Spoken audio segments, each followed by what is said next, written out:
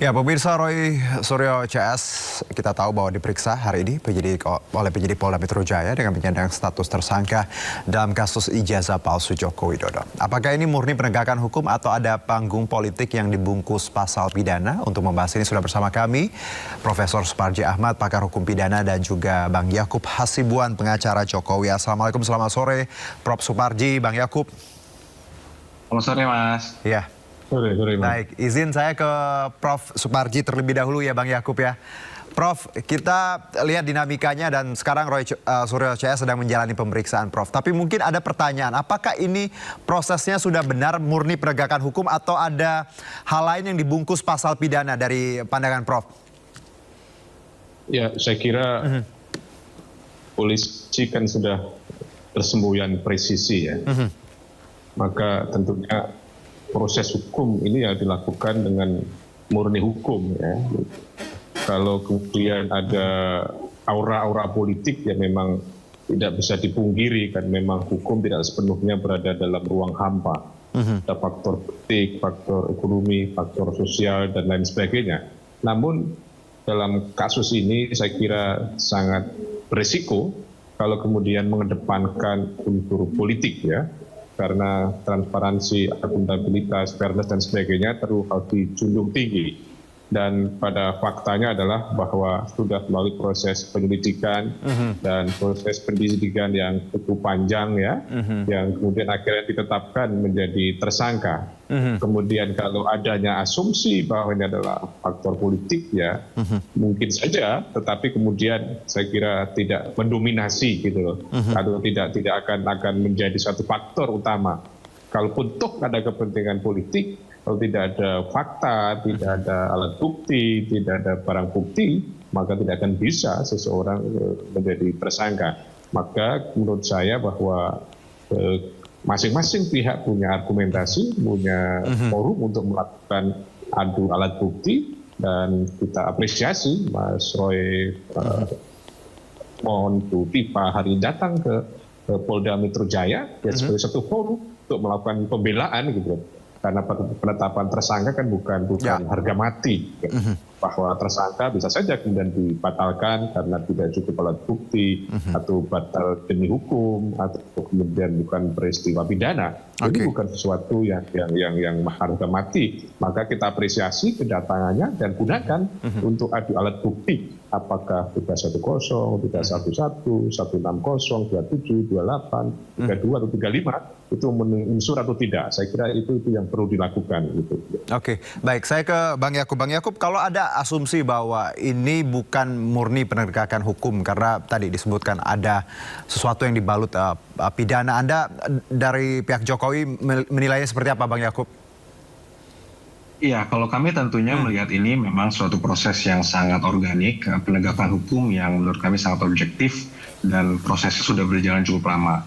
Kalau kita ingat sedikit Mas, bahwa yang pertama-tama itu yang dilaporkan adalah Pak Jokowi. Pak Jokowi dilaporkan di Barreskrim, di mana Pak Jokowi sendiri melewati proses itu sebagai warga negara yang taat hukum, beliau hadir diperiksa, kemudian dokumennya juga dimintakan oleh penyelidik di Barreskrim untuk dilakukan tes di Puslap 4 dan sebagainya. Jadi setelah itu barulah kami melaporkan di Polda Metro Jaya. Jadi yang kami laporkan juga Bu adalah suatu peristiwa-peristiwa yang memang kami anggap merupakan suatu dugaan tindak pidana. Jadi kami bukan melaporkan karena kami dilaporkan gitu loh. Jadi ada juga misconception seakan-akan kami melapor balik gitu. Ini bukan laporan balik. Ini adalah laporan atas suatu peristiwa-peristiwa yang memang kami duga merupakan suatu tindak pidana. Kemudian kalau kita lihat juga terakhir press conference dari Polda Metro Jaya juga sudah sangat komprehensif, ratusan saksi, ahli, dan kalau nggak salah ada 700 barang bukti yang termasuk dokumen-dokumen asli yang sudah diperiksa dan disita oleh Polda Metro Jaya. Jadi saya rasa memang proses ini sudah berjalan dengan baik, objektif, dan mudah-mudahan ini juga dapat dilanjutkan sehingga klien kami mendapatkan kepastian hukum. Oke, tapi kalau dari Pak Jokowi sendiri, Bang Yakub, sudahkah Anda bicara terbaru mungkin karena kita tahu kan proses ini cukup baru di minggu-minggu ini. Ada komentar seperti apa Pak Jokowi, Bang Yakub, yang paling baru mungkin? Ya, tentunya Pak Jokowi menghormati proses hukum yang sedang berjalan. Itu inti yang dari beliau sampaikan kepada kami. Sejak awal pun kami juga sampaikan sebelum ini, sudah kami duga juga sebelumnya dari berbulan-bulan lalu sejak kami melaporkan, kami juga sampaikan bahwa ini sebenarnya memenuhi unsur menurut pandangan kami, walaupun kami juga menyerahkan kepada penyidik untuk melakukan penyidikan. Tapi kami sudah meyakini bahwa ini memenuhi unsur, sehingga ketika ini dinaikkan kepada penyidikan, kemudian sekarang sudah ditetapkan tersangka, ya kami memang melihat sudah selayaknya, sehingga sekarang kami hanya mempersiapkan dan mendukung mengawal ini agar tetap polisi dan juga penyidik dalam hal ini dapat melakukan penyidikan yang baik sehingga ini dapat diteruskan ke penuntutan dan pemeriksaan di persidangan nanti. Oke, saya ke Prof. Prof, yang menarik juga Pak Mahfud MD ya Prof, baru-baru ini menegaskan bahkan hanya hakim yang bisa menentukan keaslian ijazah Jokowi. Bagaimana posisi hukum pernyataan konteks ini Prof. Suparji?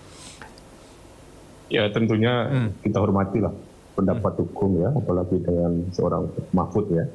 Namun demikian kan harus jelas konstruksinya ya, bahwa sekarang ini kan konteksnya untuk Pak Roy dan kawan-kawan ini kan pencemaran nama baik ya, penghasutan ya, ITE, ujaran kebencian dan lain sebagainya. Dan semuanya memang berujung pada konteks ijazah kan itu. Yeah. Apakah kemudian ijazah ini yang harus diadili dulu, ya, yang kemudian apakah ini dipastikan asli atau bukan? Maka kan pertanyaannya forum mana yang bisa kemudian mengadili, memastikan keabsahan sebuah ijazah? Kita berandai-andai apakah ini melalui petun, apakah melalui gugatan perdata, atau melalui forum pidana. Maka sebetulnya bahwa ijazah ini kan pada dasarnya hanya sebagai sebuah alat bukti saja, sebagai sebuah barang bukti yang kemudian kualifikasi alat bukti surat gitu loh. Nah di dalam persidangan nantilah yang kemudian akhirnya jaksa yang memiliki beban pembuktian untuk membuktikan dakwaannya dengan menggunakan alat bukti ijazah tadi itu. Artinya bahwa ketika jaksa mendakwa dengan pencemaran nama baik karena menuduh Pak Jokowi ijazahnya palsu, maka jaksa akan membuktikan ini loh ijazah Pak Jokowi itu asli kan itu. Nah ketika kalau ini katanya asli dan kemudian dikatakan palsu, dan kemudian unsur pencemaran nama baik terpenuhi. Tetapi sebaliknya bahwa kemudian ternyata tidak bisa membuktikan bahwa ijazah ini adalah asli atau kemudian ternyata palsu, maka berarti tidak ada unsur pencemaran nama baik. Karena apa? Karena yang disampaikan adalah sesuai dengan fakta yang sebenarnya. Nah, itulah yang kemudian harus konstruksinya jelas bahwa ijazah ini sebagai sebuah alat bukti. Yang kemudian alat bukti atau kemudian barang bukti yang seandainya nanti itu adalah asli, ya berarti ada unsur pencemaran nama baik karena memfitnah. Kalau kemudian ternyata ini adalah palsu, berarti ya tidak ada unsur tadi itu. Nah itu kemudian jaksalah yang akan memiliki beban pembuktian dan kemudian hakim yang menilai, hakim yang memutus dan kemudian terdakwa mempunyai hak pembelaan. Jadi konstruksi hukum kita jelas, ada proses penyelidikan, ada proses penyidikan, dan masing-masing menggunakan alat bukti. Termasuk di dalam persidangan juga, itu adalah ada alat bukti yang digunakan. Dan ini sebetulnya kan yang dilakukan oleh Pak Jokowi sebagai pelapor adalah menuntut keadilan. Bahwa dia kok dituduh pakai ijazah gitu. Maka dia kemudian melaporkan. Nah ijazah inilah sebetulnya sebagai alat bukti. Maka prosesnya nanti ya di dalam persidangan, bahwa nanti akan dinilai. Ternyata ijazahnya asli, ya berarti tidak ada pemalsuan, berarti masuklah unsur pencemaran baik atau sebaliknya. Jadi itu saya kira kalau kemudian kita terkontaminasi sebuah pemikiran diadili dulu ijazahnya, maka kemudian timbul pertanyaan bagaimana caranya mengadili ijazah, maka ijazah tetap menjadi sebuah alat bukti di dalam persidangan nanti, Mas. Jadi Prof sebenarnya ini pintu untuk sama-sama pihak membuktikan ya, yang dalil yang dianggap mereka benar ya, Prof ya. Jadi proses ini memang harus dilalui seperti itu, Prof. Iya, memang inilah proses yang baik ya, proses yang transparan, terbuka untuk umum, untuk kemudian akhir menilai, dan Pak Jokowi selalu mengatakan akan dibuktikan kalau diperintahkan oleh hakim atau di dalam persidangan. Saya kira ini adalah sangat menarik dan Pak Roy dan teman-teman saya kira sudah sangat kooperatif, maka itulah sebuah pendewasaan hukum kita itu. Prof, kalau mungkin pertanyaannya seperti ini Prof, ketika ya kita tahu bahwa ini pintu untuk membuka nanti jaksa punya beban, hakim yang akan memutuskan seperti itu, dan nanti kita lihat bagaimana ujung dari kasus pencemaran nama baik ini. Tapi kalau pertanyaannya seperti ini, Prof, mungkin di masyarakat banyak yang punya asumsi ketika apakah polisi berwenang menetapkan tersangka dalam kasus dokumen negara meski keasliannya belum diputuskan, Prof, sebenarnya?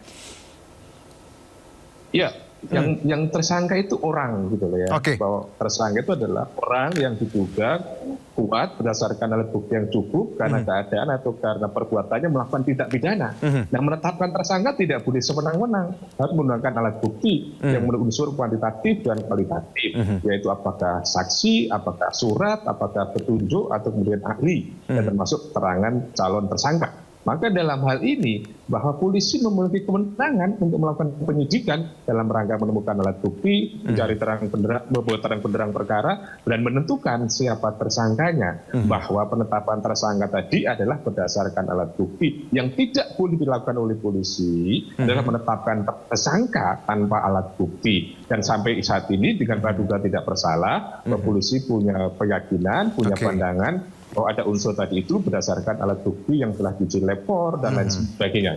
Oke, alat bukti yang tadi disebutkan mungkin sudah diubah seperti itu ya, Prof, oleh Roy Suryo CS, dugaannya seperti itu. Saya ke Bang Yakub bahwa ketika kita tahu ini proses yang kita lalui sangat panjang, Bang Yakub ya, melalui puluhan dialog kalau saya bisa simpulkan dengan teman-teman dari Pak Jokowi juga dan Bang Roy. Anda melihat ketika kasus sekarang pencemaran nama baik, di satu sisi bahwa ini ya yang diharapkan juga bagaimana sebenarnya pembuktian seperti itu. Tapi kalau dari pihak Pak Jokowi sendiri, Bang Yakub, ketika ini sudah nanti akan masuk misalnya tahap persidangan dan JPU punya beban tadi disebutkan Prof bahwa untuk membuktikan keaslian ini. Bagaimana Anda melihat bahwa ini salah satu pintu yang cukup valid untuk akhirnya menemui titik final seperti dari kasus ini, Bang Yakub? Ya, kalau kami memang sejak awal itu melihatnya bahwa ini satu-satunya jalan, Mas. Okay. Karena bayangkan saja sudah bertahun-tahun Pak Jokowi dituduh ijazahnya palsu oleh banyak sekali orang, ya grup ini, dan selama ini Pak Jokowi diam. Sampai akhirnya suatu saat Pak Jokowi merasa bahwa ini sudah kelewatan, padahal Pak Jokowi sudah berulang kali melalui rekan-rekannya, melalui relawan dan sebagainya mengatakan ini asli, jadi mohon dihentikan. Kemudian disupport juga oleh UGM sebagai penerbit ijazah, mengatakan itu asli. Kemudian ada KPU juga sudah memverifikasi. Jadi sebenarnya kalau secara hukum sudah sangat clear bahwa ijazahnya asli. Tapi tidak berhenti juga. Sehingga kami berpendapat bahwa mungkin satu-satunya cara adalah untuk melaporkan ini sehingga nantinya ada suatu putusan pengadilan yang dapat mengakhiri semua polemik ini. Karena tanpa ini dugaan kami memang ini akan terus berlanjut.